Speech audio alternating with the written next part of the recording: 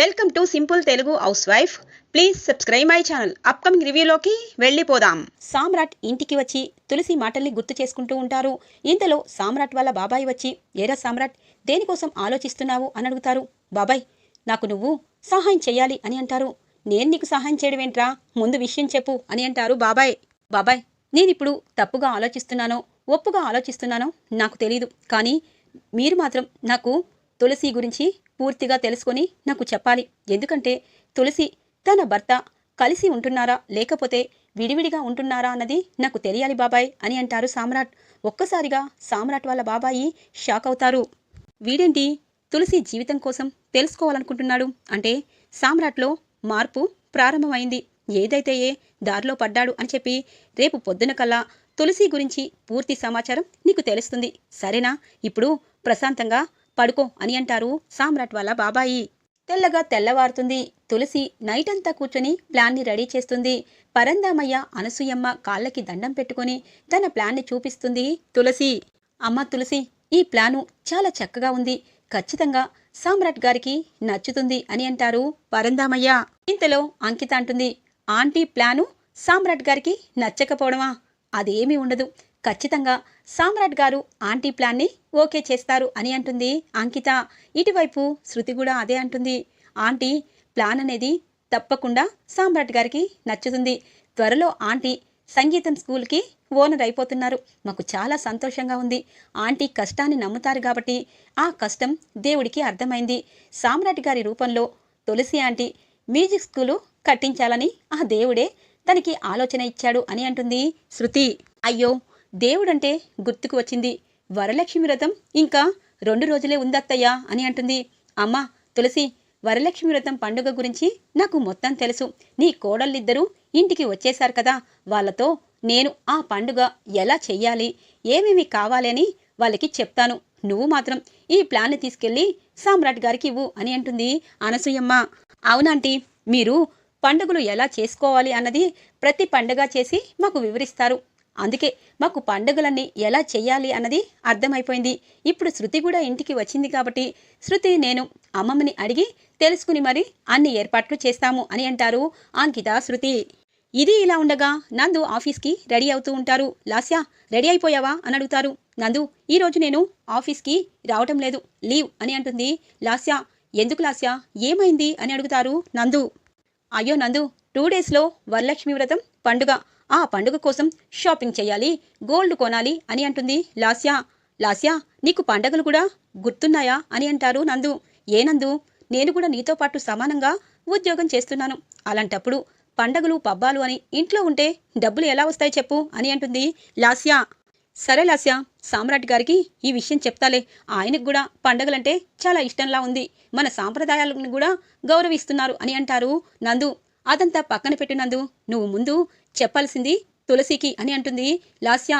ఏ లాస్యా, తన ప్లాను ఏదో తను రెడీ చేసి సామ్రాట్కి ఇస్తాను అని చెప్పింది, ఇక తన గురించి మనం ఆలోచించాల్సిన అవసరం లేదు అని అంటారు నందు. చూడు నందు, అంతా విని మళ్ళీ మొదటికి వస్తావు. నిన్న తులసి మాటల్ని గుర్తు చేసుకో. తను ఇండైరెక్ట్గా నీకు నాకు కలిపి ఇక వార్నింగ్ ఇచ్చినట్టు ఇచ్చింది. ఇప్పుడు నువ్వు తన మాజీ భర్తవని సామ్రాట్కి తెలిస్తే నిన్ను నన్ను ఇద్దరిని ఆఫీస్ నుండి గెంటేస్తాడు. ఎంతైనా తులసి అభిమాని కదా, అందుకే తులసికి నువ్వు వార్నింగ్ ఇచ్చినట్టు ఇవ్వు. తను నీ మాజీ భర్త అని చెప్పి ఇప్పట్లో సామ్రాట్ గారికి తెలియనివ్వకుండా చూసుకో అని అంటుంది లాస్యా. లాస్యా, తులసి చెప్పదులే అనగానే, అయ్యో, నిన్న ఇండైరెక్ట్గా తన భర్త తనని మోసం చేశాడని సామ్రాట్కి చెప్తుంది. సామ్రాట్ గారు ఎంక్వైరీ చేస్తే నువ్వే తన మాజీ భర్తవని తెలిసిపోతుంది. తులసికి అన్యాయం జరిగిపోయిందని ఇక నిన్ను నన్ను ఆఫీస్ నుండి గెంటేస్తారు. అందుకే తులసికి చెప్పాల్సిన విషయాలు చెప్పు, దాని తర్వాతే ఆఫీస్కి వెళ్ళు అని అంటుంది లాస్యా. సరే లాస్యా అని చెప్పి ఆఫీస్కి బయలుదేరుతారు నందు. తులసి ఆటో కోసం వెయిట్ చేస్తూ ఉంటుంది. నందు ఇక కారులో వెళ్తూ సడన్గా ఆగి తులసి దగ్గరికి వస్తారు. తులసి, నా కారులో వెళ్దాం రా అని అంటారు. చూడండి మిస్టర్ నందగోపాల్, ఇలా లేని ప్రేమలు అలాగే వలకపోయొద్దు. మీకు నేను విడాకులిచ్చాను. అక్కడి దాకే. మీరు ఒకవేళ మా ఇంటికి వచ్చినా మీ అమ్మ మీ నాన్న మీ పిల్లల కోసం వస్తున్నారు, అంతేగాని నా కోసం రావటం లేదు. మీ దారిలో మీరు వెళ్ళండి అని అంటుంది. చూడు తులసి, ప్రతిసారి ఎందుకు అపార్థం చేసుకుంటున్నావు? నీపైన నాకు కోపం లేదు, అలాగే ద్వేషం కూడా లేదు. అలాంటప్పుడు కారులో ఎక్కి కూర్చోవడానికి ఏమైంది? లాస్య కూడా లేదు అనగానే ఒక్కసారిగా నవ్వుతుంది తులసి. ఓహో, లాస్య గారు లేరా, అందుగురించే మీరు నన్ను కారులో ఎక్కమంటున్నారా?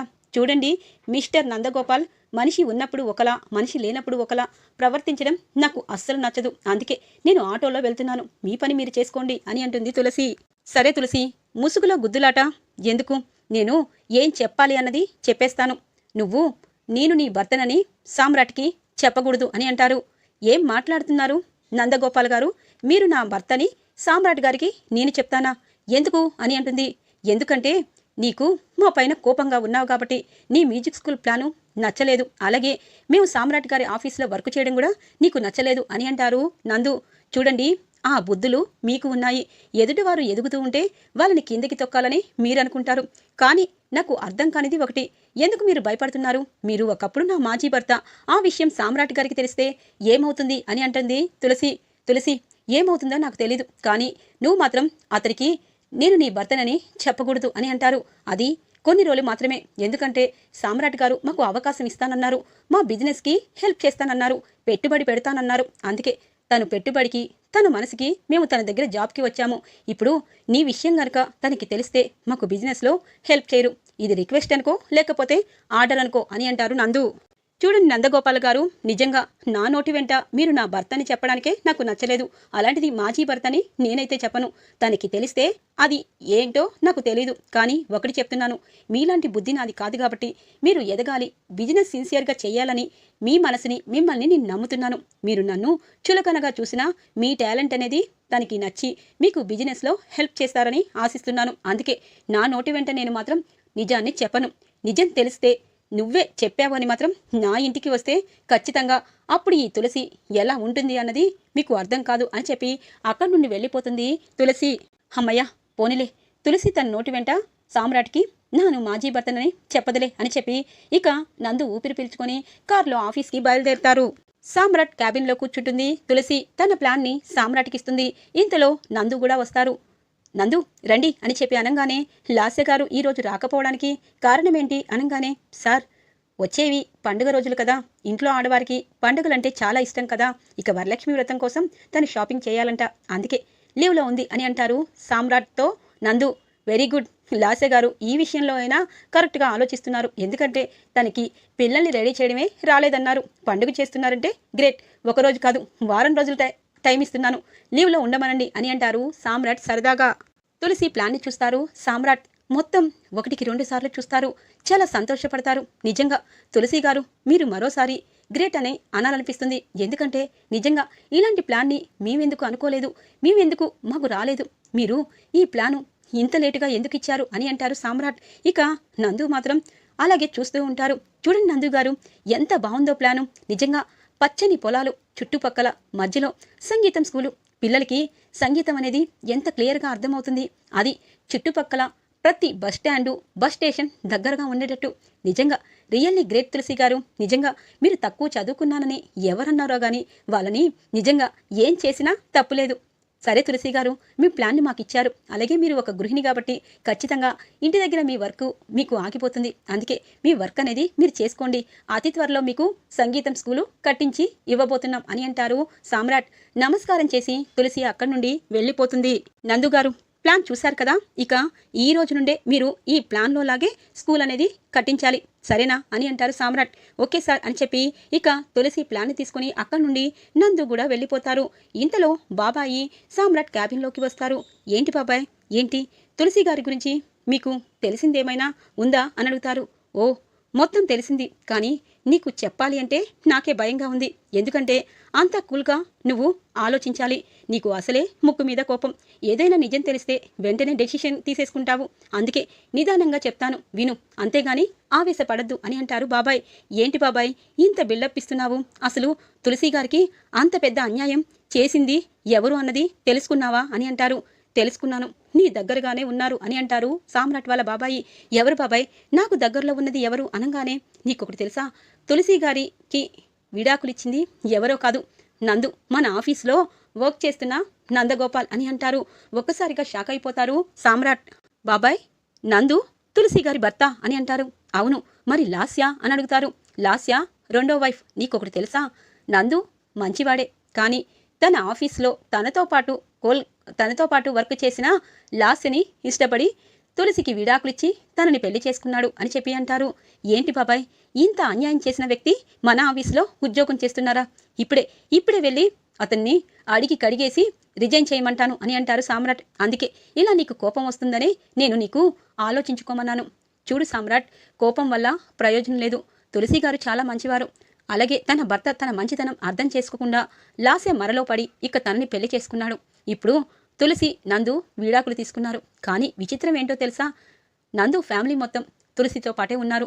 నందు తల్లిదండ్రులు కూడా తులసితో పాటే ఉన్నారు. అది తులసి గొప్పతనం అని అంటారు సామ్రాట్. బాబాయ్, నిజంగా తులసి గారు దేవత లాంటివారు.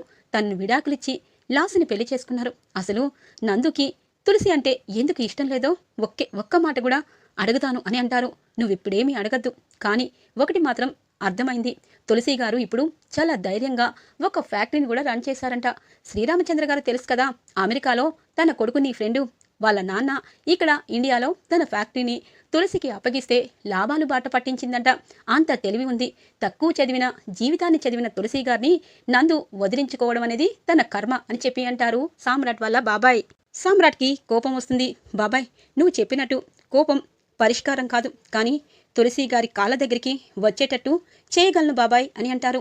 చూడు సామ్రాట్, నువ్వు తులసి కాళ్ళ దగ్గరికి నందుని రప్పించినా తులసి క్షమించదు. ఇప్పుడు తులసి చాలా ధైర్యంగా ముందు అడుగు వేస్తుంది. తన ఫ్యామిలీ అంతా తనతోనే ఉంది అని చెప్పి అంటారు సామ్రాట్ వాళ్ళ బాబాయ్. ఏదైతే నిజం తెలిసింది. ఇప్పుడు మన కంపెనీలోనే అందరూ వర్క్ చేస్తున్నారు. ఎవరికి ఎలా గుణపాఠం చెప్పాలో అలా చెప్తాను బాబాయ్ అని అంటారు సామ్రాట్. తను చేసిన తప్పే తులసి చేస్తే తను మాత్రం సహించలేడు అని అంటారు. అవునరా, ఎందుకంటే మగవాడు ఎంతమంది ఆడవారినైనా పెళ్లి చేసుకోవచ్చు. అదే విడాకులిచ్చిన భార్య ఇక నీటిగా రెడీ అయితేనే చూడలేరు. అందుకే తులసి గారు తన ఫ్యామిలీతో చక్కగా ఉన్న వీళ్ళిద్దరూ మాత్రం తనపైన కుళ్ళుతో ఎన్నోసార్లు తన ఇంటికి వెళ్ళి గొడవ పడ్డారు అని చెప్పి అంటారు. సరే బాబాయ్, రేపటి నుండి నందులాసికి నేను ఖచ్చితంగా సినిమా చూపిస్తాను. ఎందుకంటే తులసి గారి మంచివారు. అలాంటి వారిని అన్యాయం చేసినందుకు తన తప్పు తను తెలుసుకోవాలి అని అంటారు సామ్రాట్. ఇది ఇలా ఉండగా తులసి ఇంటికి వస్తుంది. అందరినీ చూస్తుంది. ఇక తులసి తన ప్లాన్ని సామ్రాట్ గారు ఎంతగా పొగిడారు అన్నది చెప్తుంది. అందరూ చాలా సంతోషపడతారు. ఆంటీ, రేపు వరలక్ష్మి వ్రతం, మీరు సంతోషంగా ఉన్నారు. ఇక మేము షాపింగ్ చేయాలా, మీరే చేస్తారా అని అంటారు. అయ్యో, నేను ఉన్నది ఖాళీగా ఉన్నాను. పిల్లలు కూడా 2 days రామని వాళ్ళ పండగలకి వాళ్ళ అమ్మమ్మ వాళ్ళ ఇంటికి వెళ్ళిపోయారు. అందుకే నేను మీతో పాటే ఉంటాను. అలాగే షాపింగ్కి కావాల్సిన వస్తువులన్నీ ఇప్పుడే తీసుకుని వస్తాను. తరువాత హడావుడి పూర్తిగా ఉంటుంది. అమ్మా శృతి, మీ అత్తయ్యని కూడా వ్రతానికి రమ్మను. ఎందుకంటే తనకి హెల్త్ బాగాలేదు కదా, వ్రతం చేసుకోలేరేమో అనగానే, ఆంటీ ఖచ్చితంగా వస్తాను అన్నారు అని చెప్పి అంటుంది శృతి. ప్రేమిక కౌశల్య మాట విత్తగానే ఇక టెన్షన్ పడుతూ ఉంటారు. ప్రేమ్ చేయి పట్టుకుంటుంది శృతి. అన్నీ నేను చూసుకుంటాను అన్నట్టు. ఇక తులసి అంటుంది, అత్తయ్య షాపింగ్ చేస్తాను, వరలక్ష్మి వ్రతానికి కావలసిన వస్తువులన్నీ తీసుకుని వస్తాను. నా కోడళ్ళిద్దరికీ పట్టు చీరలు కొంటాను. నాకు చాలా సంతోషంగా ఉంది అనగానే, ఆంటీ ఇదిగోండి మనీ అని అంటుంది అంకిత. దేనికోసమమ్మా అని అంటుంది. ఆంటీ, మీరు నాకు వచ్చిన 50 కోట్ల ప్రాపర్టీలో ₹1 కూడా తీసుకోను అన్నారు. కానీ ఈ శాలరీ నేను డాక్టర్గా ఒక హాస్పిటల్లో వర్క్ చేస్తున్నాను కదా, దానికి సంబంధించింది నాకు శాలరీ వచ్చింది, మీకు ఇవ్వాలి అని చెప్పి ఇస్తుంది. సంతోషంగా ఆ శాలరీని తీసుకుంటుంది తులసి. మామ్, నా ఫీజు అనగానే ఇంతలో అభి వస్తాడు. దివ్య, నీ ఫీజు నేను కడతాను, మామ్ని ఇబ్బంది పెట్టద్దు అని అంటాడు అభి. తులసి చాలా సంతోషంగా ఇక అంకిత అభిని చూస్తుంది. ప్రేమ్ శృతిని దగ్గరకు రమ్మంటుంది. ప్రేమ్, శృతి, నిజంగా మీ ప్రేమే మిమ్మల్ని ఇక్కడి దాకా తీసుకొచ్చింది. భార్యాభర్తలన్నాక నమ్మకం ఉంటుంది. ఆ నమ్మకం శృతిని పైన ఎంతో బాగా పెంచుకుంది. శృతికి ఇష్టమైన సంగీతాన్ని నువ్వు నేర్చుకున్నావు. అలాగే శృతి కోసం ఆల్బమ్ చేయబోతున్నావు. ఆల్బంలో ఖచ్చితంగా నువ్వు సక్సెస్ అవుతావు అని అంటుంది ప్రేమ్ శృతిని.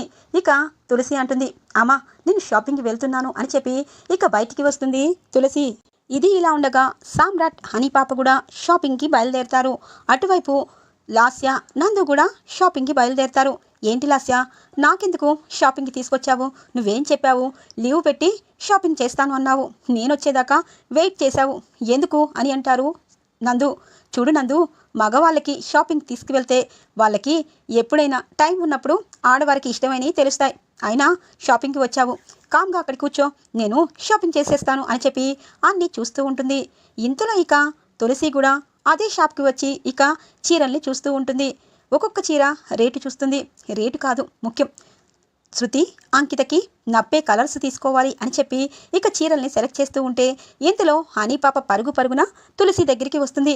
తులసి ఆంటీ అనగానే సామ్రాట్ అంటారు, తులసి గారు మీరు షాపింగ్ కూడా వస్తారా అని అంటారు. ఏంటి, నేను మనిషిని కాదా?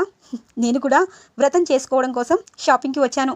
ఇంతకీ హనీ పాప దేనికోసం వచ్చింది అనగానే, ఆంటీ నా బర్త్డే త్వరలో రాబోతుంది, అందుకే డాడీ నేను షాపింగ్కి వచ్చాము. ఏం చేయాలి ఏంటి అని టెన్షన్గా ఉంది, కానీ ఆ దేవుడు మిమ్మల్ని ఇక్కడికి నా కోసమే పిలిపించారు. నాకు నచ్చినట్టు మీరు సెలెక్ట్ చేస్తారని నాకు తెలుసు. ముందు నా ఫ్రాక్ని మీరు సెలెక్ట్ చేయాలి అని చెప్పి తులసిని చెయ్యి పట్టుకుని తీసుకెళ్తూ ఉంటుంది పాప హనీ. ఇంతలో నందు వెనక్కి తిరంగానే సామ్రాట్ అలాగే తులసి పాప కనిపిస్తారు.